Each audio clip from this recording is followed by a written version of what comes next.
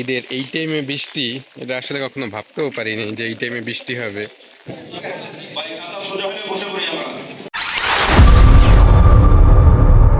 আসসালামু আলাইকুম everyone, this is Meet Ibrahim and welcome to my Facebook and YouTube channel. সবাইকে জানাই পবিত্র ঈদ উল ফিতরের শুভেচ্ছা। ঈদ মোবারক। ঘুম থেকে খুবই আর্লি উঠলাম, ওঠার পর দেখি যে বাইরে বৃষ্টি হচ্ছে, আর এই বৃষ্টি দেখে কিন্তু আমার মনটা খারাপ হয়ে গেল। মন খারাপ করে তো আর লাভ নাই। তারপর আমি ওয়াশরুমে চলে গেলাম ফ্রেশ হওয়ার জন্য। তারপর আমি রেডি হয়ে আম্মুর হাতের পায়েস খেলাম, আর আম্মুর হাতের পায়েস না খেলে কিন্তু আমার কাছে ঈদ মনে হয় অসম্পূর্ণ লাগে। আর হ্যাঁ, ঈদের দিন সকালবেলা মিষ্টি মুখ করে ঈদগায় নামাজ পড়তে যাওয়া কিন্তু সুন্নাত। সকালবেলা কিন্তু বৃষ্টির চাপ আস্তে আস্তে বাড়তেছিল, বাট কিছু করার নাই, ঈদের নামাজ তো আর মিস করা যাবে না। তাই আমি বৃষ্টির ভিতরেই বাসা থেকে বেরিয়ে পড়লাম। ঈদের এই টাইমে বৃষ্টি, এটা আসলে কখনো ভাবতেও পারিনি যে এই টাইমে বৃষ্টি হবে, বাট আজকে আনফরচুনেটলি বৃষ্টি হয়ে গেল। যা একটা আল্লাহর একটা রহমত, আল্লাহ তার বান্দার উপরে যখন খুশি হয় তখন বৃষ্টি দেয়। যাক, বৃষ্টি নামছে, এটা আল্লাহর একটা রহমত, আলহামদুলিল্লাহ। ঈদের সময় বৃষ্টি, এটা হয়তো অনেকের কাছেই মন খারাপ হয়ে যাবে যে ঈদের সময় বৃষ্টি। বৃষ্টি হোক, তাতে সমস্যা কি? আল্লাহ তাআলা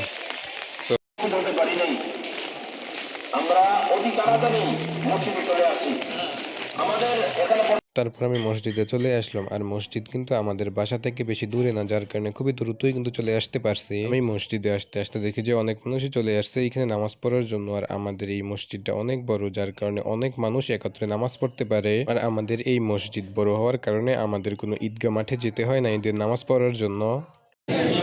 ভাই কাতার সোজা হলে বসে পড়ি আমরা। কাতার সোজা হয়ে গেলে, কাতার পূরণ হয়ে গেলে আমরা বসে পড়ি।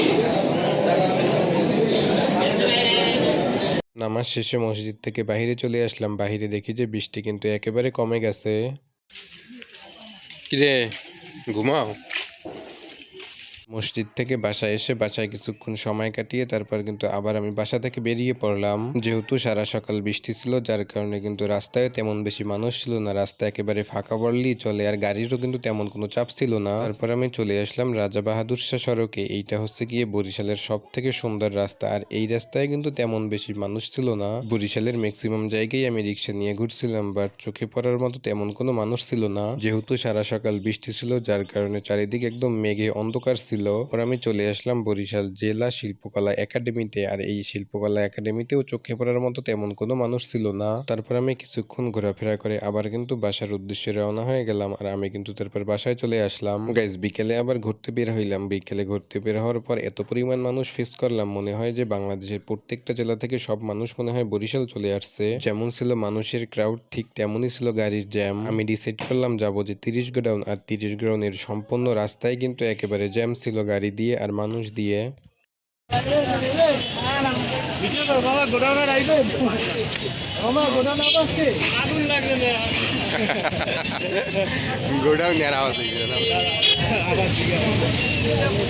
তারপর আমি চলে আসলাম 30 গোডাউন, আর 30 গোডাউন এসে দেখি যে মানুষের জন্য পা রাখার কোথাও কোনো জায়গা নেই, এত পরিমাণ মানুষ ছিল 30 গোডাউনে। আমি যখন বাসা থেকে সকালবেলা বের হয়েছিলাম তখন কিন্তু আমার কাছে ঘুরতে ভালোই লাগছিল, কারণ তখন কিন্তু তেমন বেশি মানুষ ছিল না। আর এই বিকেল বেলা যে এত মানুষ কোথা থেকে আসলো কিছুই বুঝতে পারলাম না। তারপর আমি 30 গোডাউনের সিঙ্গারা পয়েন্ট এসে সিঙ্গারা খাওয়ার জন্য বসে পড়লাম, কারণ আমার বিগত 1 মাস সিঙ্গারা খাওয়া হয়নি। তারপর আমি সিঙ্গারা অর্ডার দিয়ে দিলাম, আর অর্ডার দেওয়ার সাথে সাথে কিন্তু তারা সিঙ্গারা নিয়ে আসলো, আর সিঙ্গারাগুলি খেতে কিন্তু আমার কাছে ভালোই লাগছিল। তো যাই হোক গাইস, আমি কিন্তু ঈদ এইভাবেই কাটাইলাম। That's it guys, thank you so much guys. In the next video, আল্লাহ হাফেজ।